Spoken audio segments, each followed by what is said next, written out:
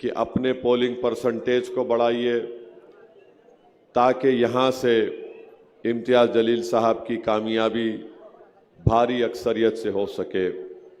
मेरे अजीज़ दोस्तों और बुज़ुर्गों, आप जानते हैं कि पिछले 2 मरतबा से यहाँ से बीजेपी का उम्मीदवार मुंतखब हुआ है और ये बात आप तमाम पर आया है कि बीजेपी के आमदार ने औरंगाबाद ईस्ट में पूरब में एक मंसूबाबंद तरीक़े से कोई विकास का काम नहीं करवाया।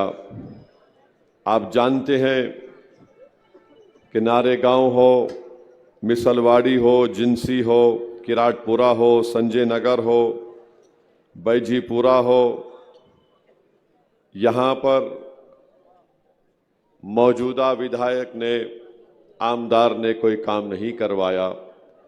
इसलिए काम नहीं करवाया रोड, ड्रेनेज का, पीने के पानी का, स्कूल का, क्योंकि वो जानता है कि यहाँ पर काम नहीं करवाना है।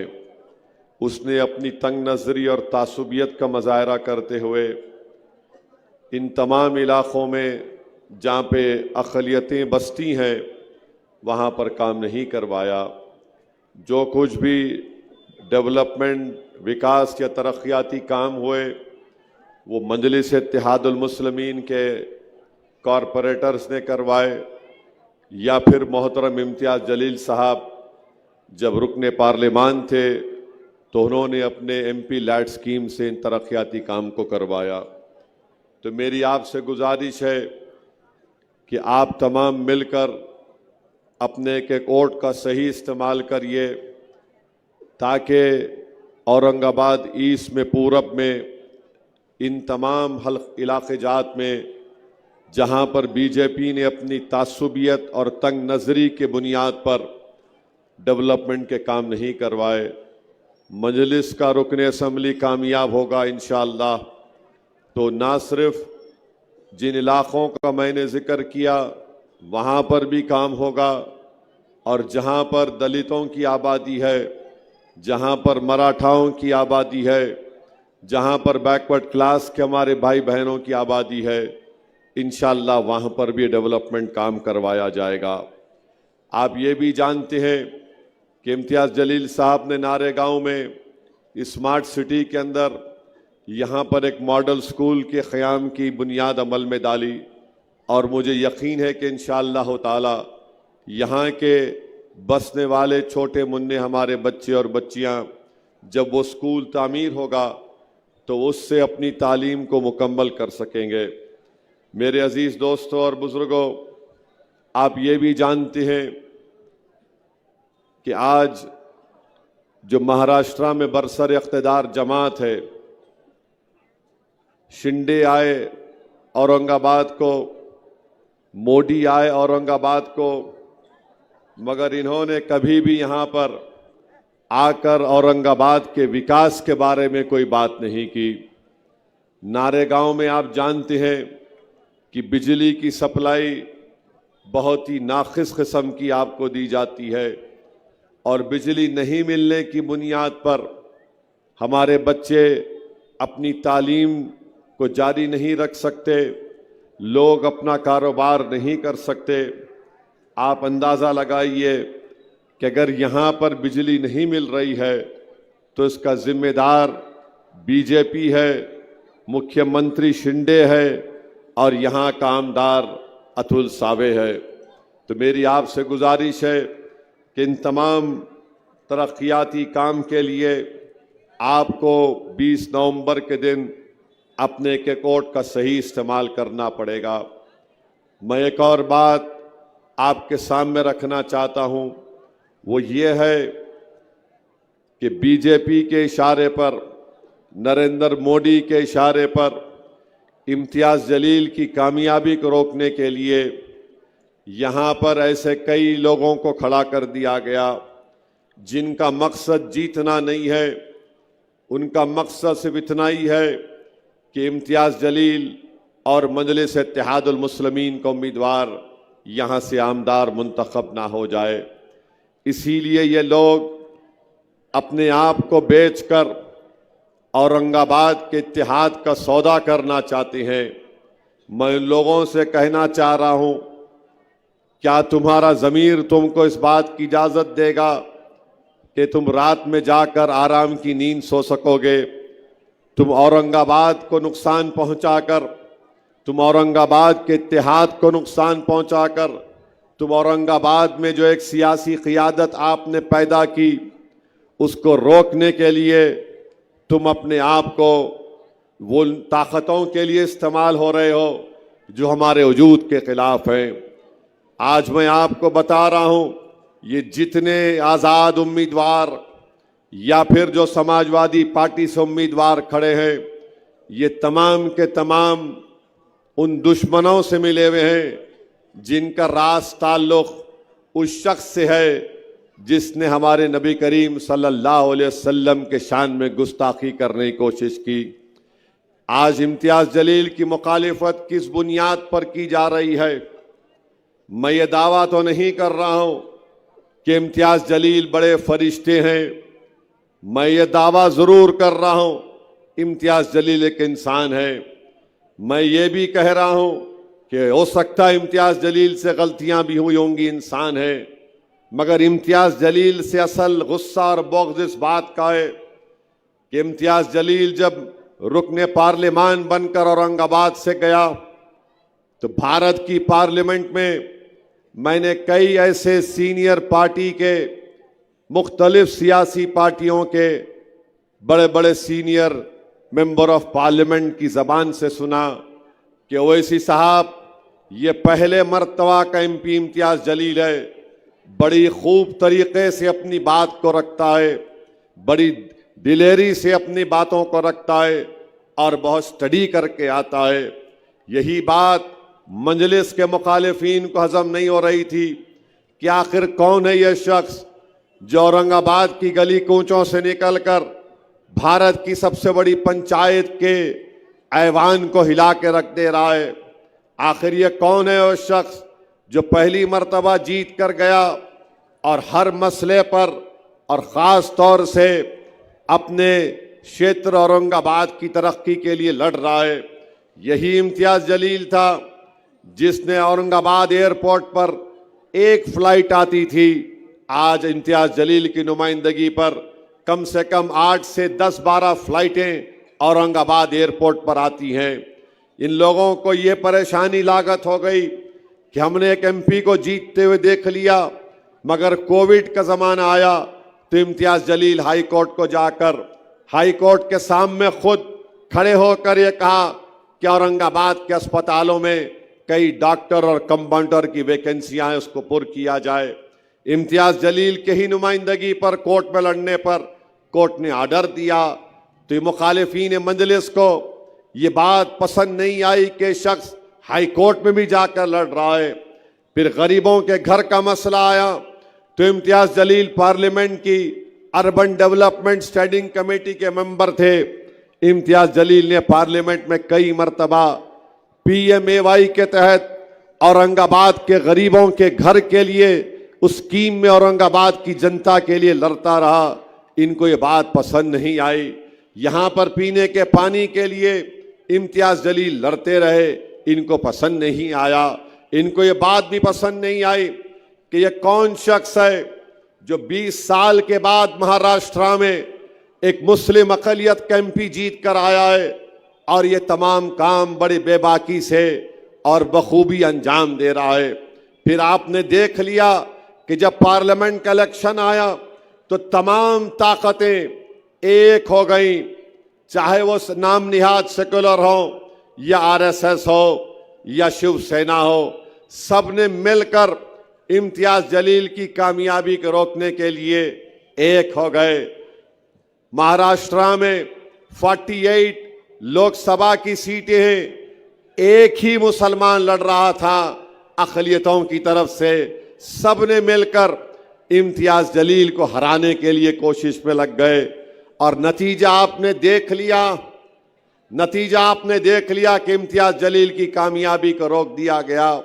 मेरे अजीज दोस्तों और बुजुर्गों, महाराष्ट्र के गरीबों ने अपनी एक आवाज को खोया, महाराष्ट्र के दलितों ने अपने एक हमदर्द को खोया, महाराष्ट्र के मराठाओं ने उनकी एक आवाज को खोया, महाराष्ट्र के धनगर समाज ने जो उनके लिए लड़ रहा था पार्लियामेंट में, जिसने अहल्याबाई होलकर का जिक्र किया, वो एक अपनी आवाज से महरूम होकर रख गए।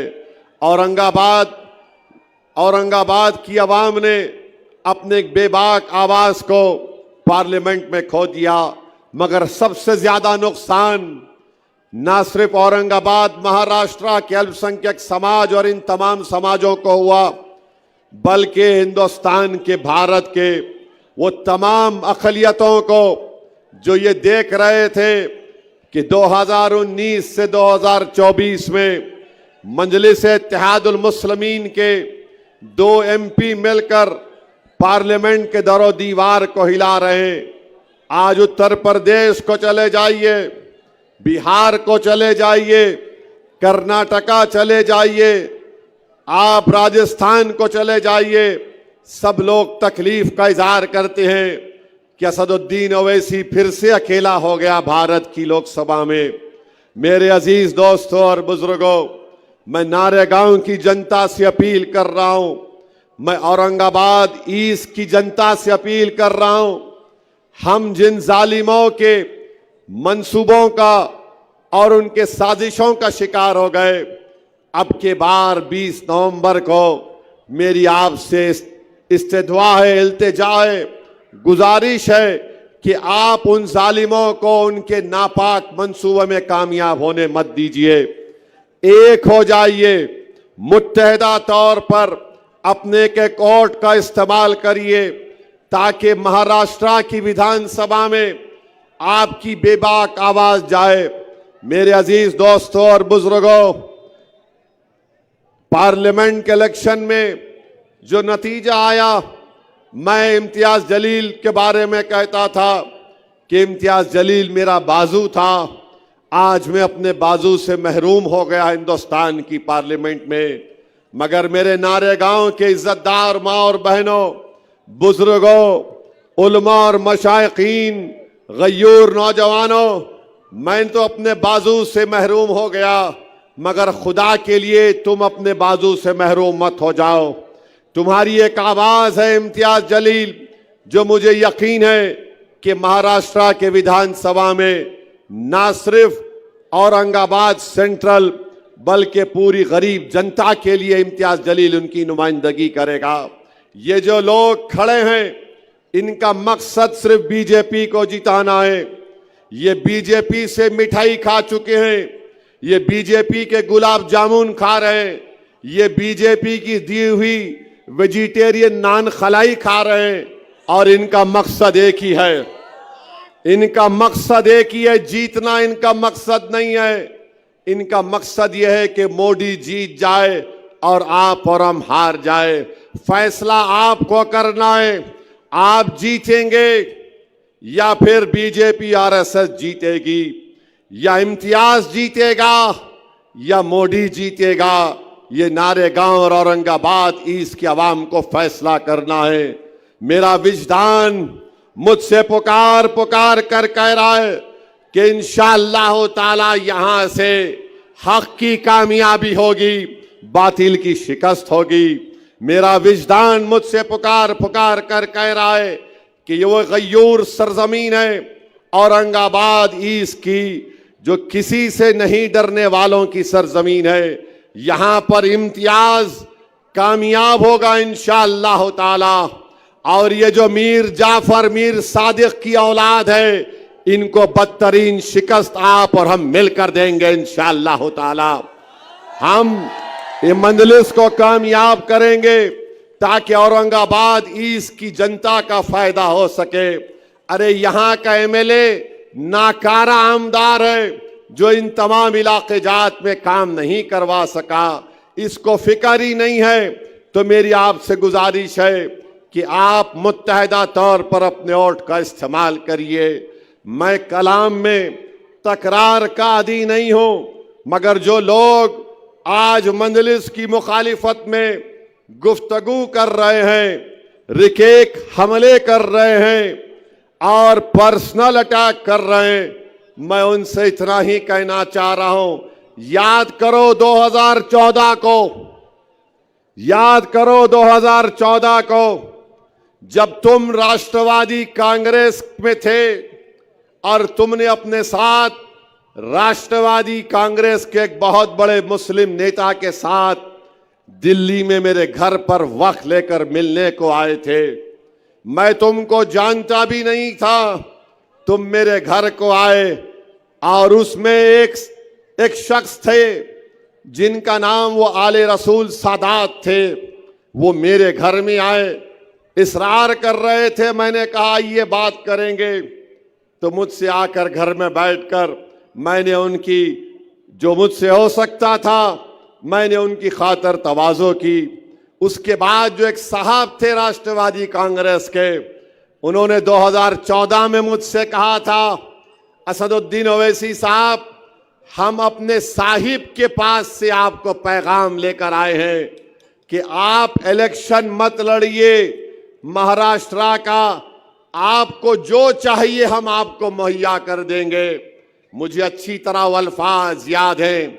मैंने कहा कि आप मेरे घर में मेहमान हैं, आप आले रसूल हैं, मैं आपकी बड़ी इज्जत करता हूं, मगर खुदा के लिए मेरे घर में बैठकर आप मेरा सौदा नहीं कर सकते। आप गलत घर को आए हैं। ये वो घर है जिसमें हम पैदा हुए, जिस घर के रिवाज ये है कि हम अपने आप को मिटा देंगे, खत्म कर देंगे, मगर कौम के नाम पर सौदा करने वाले का नाम असदुद्दीन ओवैसी नहीं है। मैंने उस शख्स से कहा कि तुम आले रसूल हो, मैं तुम्हारी बहुत इज्जत करता हूं, क्योंकि मैंने हदीस शरीफ में पढ़ा कि रसूल अल्लाह सल्लल्लाहु अलैहि वसल्लम ने फरमाया कि मेरी आल कश्ती नूह की तरह है, जो उसमें सवार हो गया वो बच गया। मैं अहले बैत की बड़ी इज्जत करता हूं। मैं तो इस कौल को जानता हूं इमाम जाफर सादिक रदी अल्लाह ताला अन्हु के, कि इमाम जाफर सादिक ने कहा था कि अल्लाह ने जब कुरान में फरमाया वा तसीमु बिहब्लिल्लाह जमीओ वला तफर्रको, कि अल्लाह की रस्सी को मजबूती से थाम लो और मुंतशिर मत हो जाओ, तो इमाम जाफर सादिक ने कहा कि जो कुरान में फरमाया गया अहले बैत है, कि अहले बैत को पकड़ लो। मैं उनसे कहा कि आप इस तरह की बात मत करिए, आप बराए मेहरबानी अगर और कुछ गुफ्तगू करना चाहते तो मुझसे बात करिए। वो उठ गए और चले गए।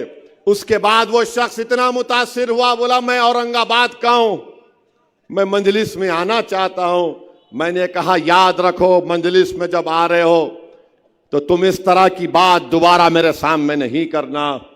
और आज आप मंजलिस इत्तेहादुल मुस्लिमीन और इम्तियाज जलील पर रिकेक हमले करते हैं।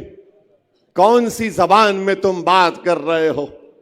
अगर कोई आकर मुझसे कहेगा कि मैं 70 साल के करीब हो चुका हूं, मुझे टिकट दे दो, कोई आकर मुझसे कहेगा कि मैंने वंचित को पैसे दिए हैं, दूसरी पार्टी को भी इंस्टॉलमेंट देने तैयार हूं, उनसे एडजस्टमेंट हो जाएगा, तो मैंने कहा अगर आप दूसरी पार्टी से एडजस्टमेंट करा रहे हैं तो मंजलिस के पूरे सीटों का ऐलान करिए, अलायंस कराइए, मैं अलायंस करने के लिए तैयार हूं। सिर्फ एक सीट पर क्यों? अगर अलायंस होगा तो सब सीटों पर होगा। तो बोले नहीं, खाली मेरी सीट की मेरी को फिक्र है। आप बताओ, जो शख्स सिर्फ अपनी जात के लिए मर मिट रहा है, तो क्या असदुद्दीन ओवैसी जात का साथ देगा या इन लाखों करोड़ों औरंगाबाद के दिलों में बसने वाली मोहब्बत, धड़कने वाले दिल का साथ देगा? बताओ। मैं ये बोलना नहीं चाहता था, अगर कल वो शख्स इनकार करेगा, निकाल के रख दूंगा आवाम के सामने पूरी बातें तुम्हारी एक एक।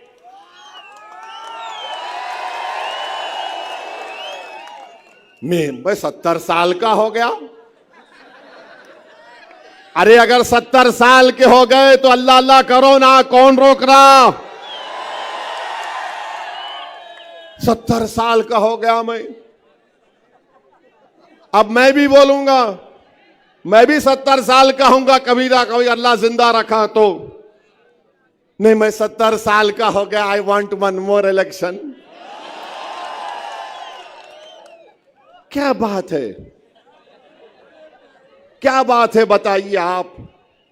और कौन है ये समाजवादी पार्टी? ये समाजवादी पार्टी क्या है बताता हूं मैं आपको।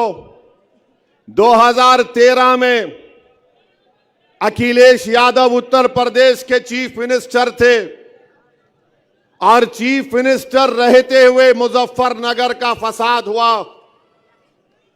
50,000 लोग बेघर हो गए। कितने? 50,000। 8-8 महीने, एक साल तक अपने घर को नहीं गए। मुजफ्फरनगर के इलाके में आसमान के नीचे कड़ाके की सर्दी में ये लोग कैंप में रहते थे। उस कैंपों में 2 या 3 दिन मैं फिरा। मजलिस की तरफ से उनको रिलीफ दिया, पैसे दिया। एक कैंप में मैं गया, उस बच्चे का नाम शाहनवाज है, अल्लाह उसको सलामत रखे, वो मुझे साथ लेकर चल रहा था। मैं एक कैंप में गया तो देखा कि 10 लोग बैठे हुए, खवातीन रो रही हैं, बहुत रो रही हैं। किसी ने कहा कि हैदराबाद का एमपी ओवैसी आया है, उन्होंने और रोना शुरू कर दिया। मैंने पूछा है, मैं जानता हूं कि एक कैंप में है, इनका घर बार लुट गया, इनके लोगों को मार दिया गया, इनकी तकलीफ क्या है? तो उन्होंने मुझसे कहा था कि हम 3 परिवार के लोग हैं और हमने अपनी बेटियों के शादी के लिए सामान जमा किया था, वो पूरा सामान दंगाई लूट कर चले गए। मेरी आंख में आंसू आ गए, मेरे रोंगटे खड़े हो गए। मैं उन बहनों की, हमारी मां के आंसुओं को नहीं देख सका। मैंने शाहनवाज से कहा, शाहनवाज कल इन तीनों हमारी बेटियों की शादियां होंगी, बोलो क्या इंतजाम करना है, हम जल्दबाजी में जो कुछ कर सकते करेंगे। मेरे भाई, थालियां मारने के लिए नहीं कह रहा हूं, सुनो। मैं ये चाहता हूं कि मैं जो कह रहा हूं तुम भी उस पर अमल करो। तुम भी औरंगाबाद में अगर कोई गरीब बच्ची है जिसकी शादी नहीं हो रही तो तुम शादी, उसका इंतजाम उसका करवाओ।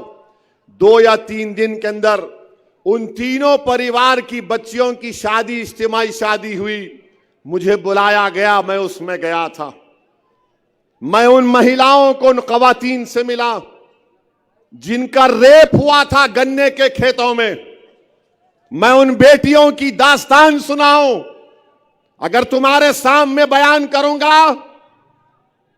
तो तुम रात में सो नहीं पाओगे। वो दास्तानें जानता हूं मैं। तुमने कभी सुना एक 65 साल की औरत की रेप हो सकती है? तुमने सुना कि एक 60 साल की औरत के छाते को काट दिया जाता है? मैंने सुना।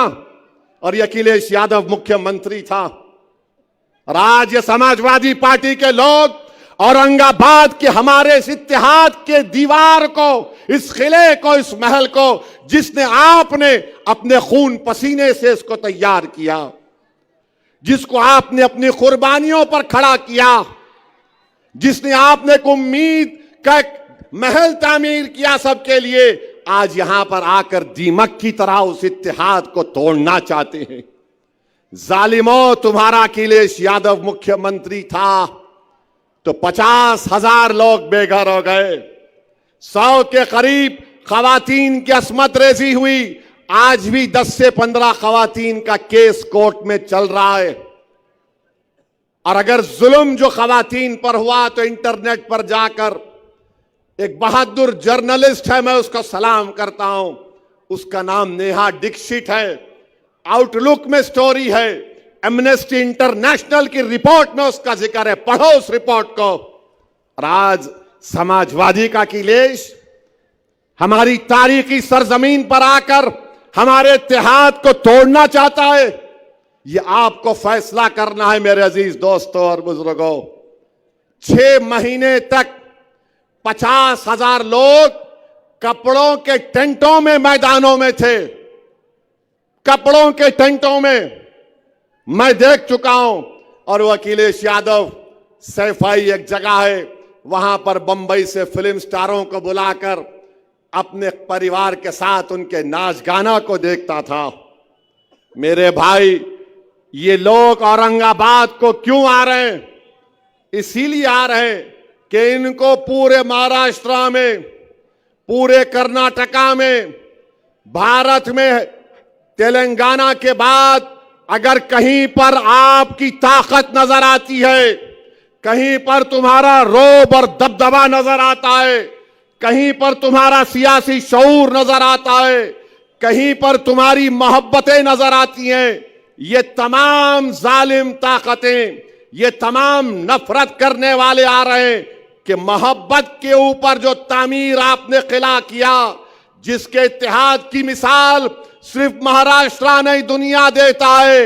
हिंदुस्तान की पार्लियामेंट में जब इम्तियाज जलील मेरे साथ थे तो बीजेपी और कांग्रेस के एमपी बोलते थे कि इन लोगों ने औरंगाबाद को अपना दूसरा किला बनाया है, आज उस किले को कमजोर करना चाहते हैं। तो मेरे अजीज दोस्तों और बुजुर्गों, ये आपको फैसला करना है, क्योंकि इस चिराग को जो आपने जलाया है ना, तुम नहीं जानते इस चिराग की रोशनी से कितने लोग हसद करते हैं। ये चिराग जो तुमने जलाया है, मेरी इज्जतदार मां और बहनों, मेरे गयूर नौजवानों, मेरे बुजुर्गों, मेरे उलमाओं, ये चिराग जो तुमने जलाया है, इसमें तेल नहीं है, तुम्हारा खून पसीना है, याद रखो। ये तुम्हारा खून पसीने से चिराग जो तुमने इत्तेहाद का जलाया, जिसकी रोशनी पूरे महाराष्ट्र से बाहर जा चुकी है, सारी दुनिया तुम्हारे इत्तेहाद और सियासी शऊर की मिसालें देती हैं। इसीलिए हसद करने वालों को ये चीज पसंद नहीं आ रही है। इसलिए तमाम मीर जाफर, मीर सादिक, तमाम यजीद के एजेंट और तमाम इबलीस के चाहने वाले जमा हो गए कि इम्तियाज नहीं जीतना, और मिठाई और गुलाब जामुन जा रही है। ठीक है नौजवानों, खूब दबा के खाओ मिठाई गुलाब जामुन, रोकना नहीं अपने आप को। मिठाई उनकी खाना और डकार मजलिस इत्तेहादुल मुस्लिमीन के नाम पर लेना। गुलाब जामुन उनका खाना, मगर 20 को बटन दबेगा पतंग पर। ये लोग ये समझ रहे हैं कि पैसों से कुछ कर लेंगे। अरे जालिमों, मैं पूरे भारत में फिरता हूं, मगर ये ऐसी जगह है जहां पर हैदराबाद से लोग आते और बोलते साहब हम बरसों से औरंगाबाद आ रहे, हमारा कुछ भी नहीं होता, यहां पर हम सेफ तरीके से जाते। अच्छा, इसकी मिसाल समझाने के लिए बोल रहा हूं। झारखंड में एक एक्टर है मिथुन चक्रवर्ती, उन्होंने कुछ अनाप शनाप बक दिए, वो काट के करेंगे क्या की करेंगे, वो खाली काटना जानते हैं लोग। उन्होंने झारखंड में बीजेपी के जलसे में गए, क्या हुआ मालूम? पाकिट मार दिया उसकी। उसकी पाकिट मार दिए। अब उन्हें किसको काटता कि नहीं मालूम। कुदरत का निजाम, उन्हें बोला काटता तो बीजेपी के ही मीटिंग में उसकी पाकिट काट दिए। है इंटरनेट पे है, देखो आप, हजरत गूगल पे मार के देखो, उसकी पाकिट मार दी। ये क्या पाकिट प्लेयर पूरे बीजेपी के जलसों में आते हैं क्या? मैं झारखंड का बोल रहा हूं, यहां का नहीं बोल रहा हूं। पेपर में आया। तो मेरे भाई, आपके इस इत्तेहाद को मजबूत रखिए। अब ये शिंदे बोल रहे, बात करे कि अमित शाह बोल रहे हम लाडकी बहना, लाडली बहना, ऐसा चीर चीर के बोल रहे। हम 1500 रुपये अकाउंट में डाले, 1500 रुपये आए, इनके घर से नहीं आए, तुम्हारा पैसा है रखो। 1500 आ रहे, ठीक है ना। अब बताओ शिंदे अमित शाह, औरंगाबाद में मैं मार्केट को भी जाके मंगाया, अभी 10 मिनट बाकी है।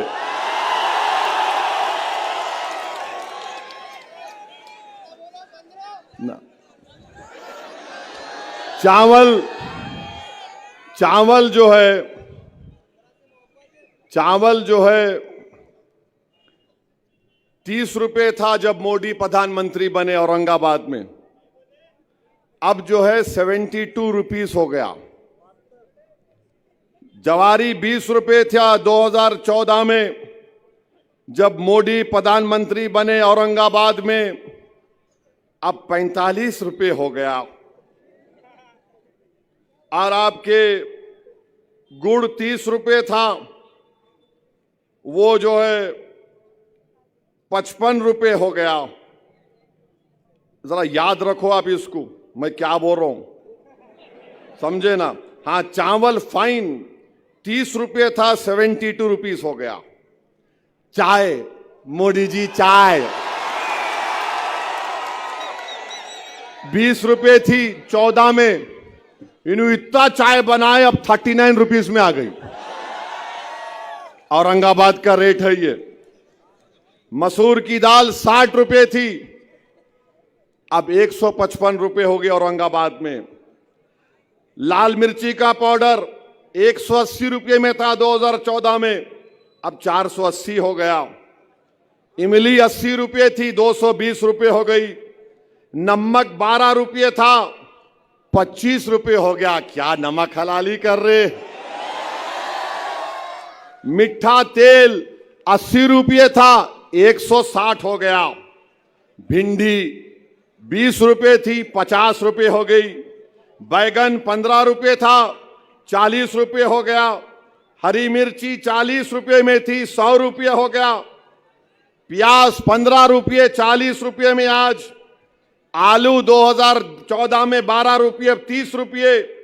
टमाटर 15, 50 रुपये में हो गया। अब आप देख लो, अब ये मीठा तेल 160, 160 हिसाब में कौन अच्छा है यहां पे? कितने अच्छे औरंगाबाद में हिसाब में? उतने ही 20 को हिसाब करना है पूरा, याद रखो प्यारे। हाँ, अब लिख लो, इमली 220, मीठा तेल 160, कितने हो गए? 380। उसमें नमक मिला लो 25 रुपये, 405। आप उसमें हरी मिर्ची मिला लो 100 रुपये, 500। अब उसके बाद चावल ले लो आप 72 रुपीज, फोर्स ऐड कर लो। चावल 39 रुपीज ऐड कर लो। मसूर की दाल 155 रुपये। लाल मिर्ची 450 रुपये। कितने हुए? 1000 रुपये हो गए।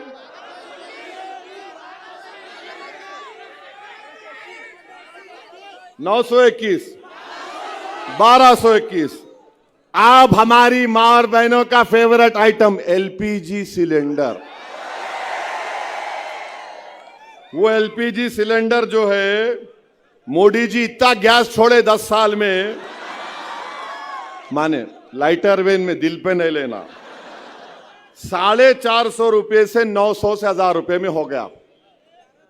अब 1500, इन्हों क्या बोल रहे शिंदे अमित शाह, लाडली बहन 1500 रुपए दे के 2000 तुम्हारे से निकाल ले रहे। समझे आप? इसको बोलते गुजरात मॉडल। 1500 रुपए अकाउंट में, 2000 रुपए निकाल लो। अब उन्हें बड़ा खुश, 1500 आए। अब उसको नहीं मालूम, वहां जाके मार्केट में गए तो हैदराबाद में बोलते इसके मुंह में मट्ठी पड़ो, 1500 लेके 2000 निकाल दिया। तो हमारे महाराष्ट्र की जनता से हम अपील कर रहे, हमारी माँ और बहनों से अपील कर रहे, 1500 आए रख लो, मगर सबसे ज्यादा महंगाई इन्फ्लेशन पूरे भारत में महाराष्ट्र में है।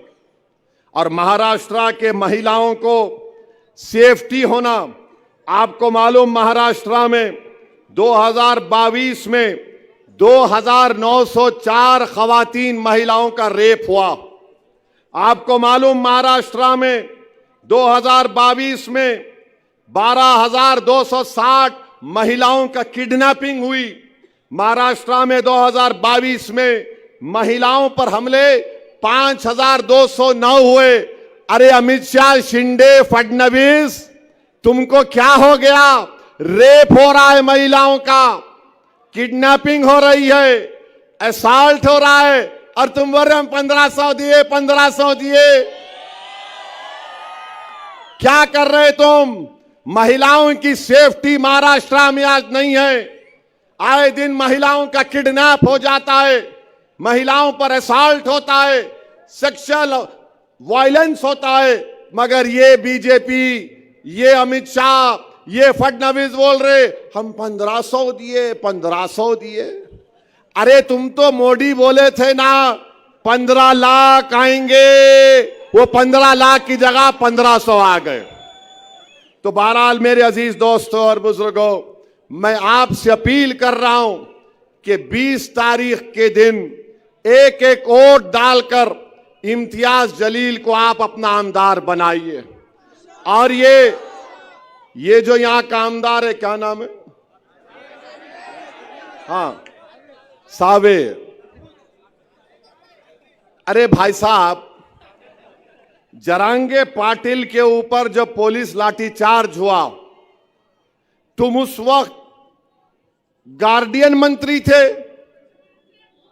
तुम नहीं गए जरांगे पाटिल के पास? क्यों नहीं गए जरांगे पाटिल के पास? तुम क्यों नहीं गए तुम जरांगे पाटिल के पास? सावेर, तुम आज मोदी के पास बैठे हुए। जब जरांगे पाटिल पे लाठीचार्ज हुआ, तुम गार्डियन मिनिस्टर थे, तुम नहीं गए। क्यों नहीं गए? क्या चीज तुमको रोकी?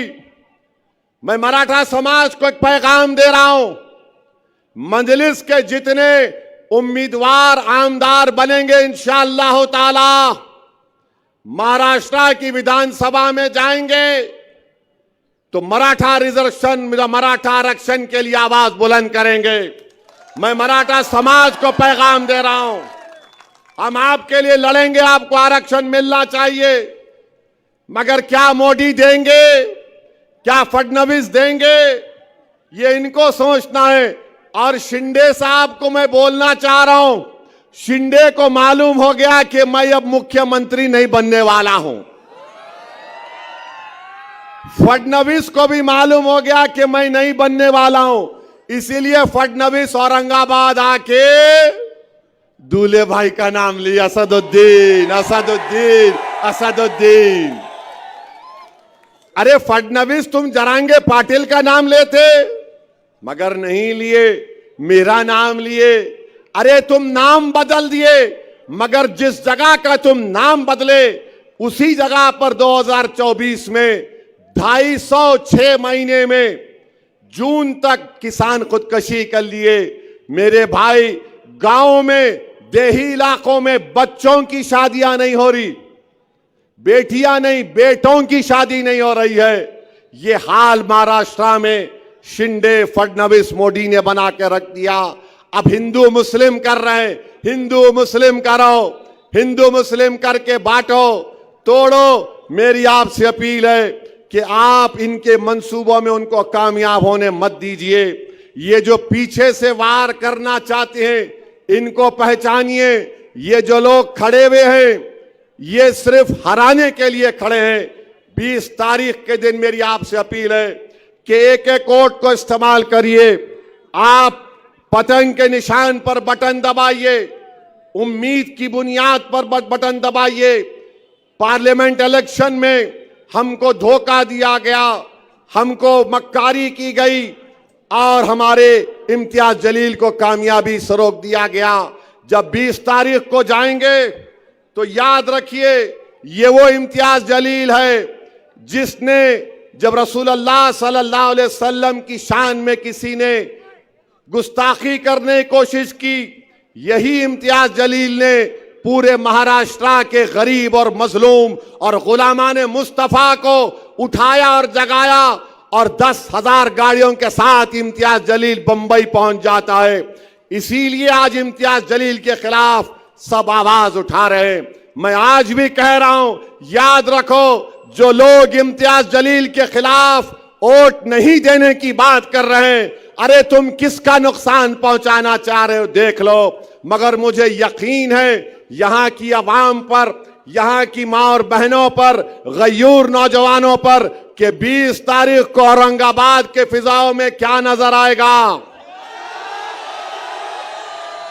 20 तारीख को औरंगाबाद के गली कूचों में क्या नजर आएगा। हर घर से क्या आवाज आएगी, हर दिल क्या पुकारेगा, हर दुआ में क्या होगा। तो मेरे अजीज दोस्तों और बुजुर्गों, मेरे भाई इम्तियाज जलील को कामयाब करिए। आपको एक अच्छे आमदार की जरूरत है जो आपकी खिदमत कर सके। ऐसे लोगों को कामयाब होने मत दीजिए। जिसने 10 साल से कुछ काम नहीं करवाया, तो मेरे साथ नारा लगाइए, नारे तकबीर। पतंग को, पतंग को, पतंग को।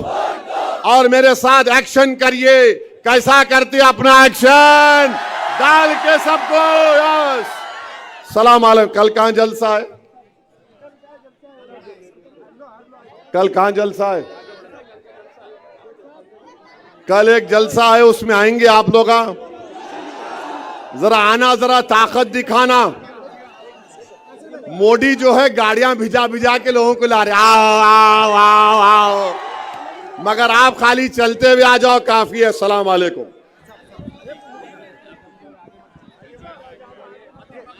ये नीचे करो फारूक भाई, नीचे करो।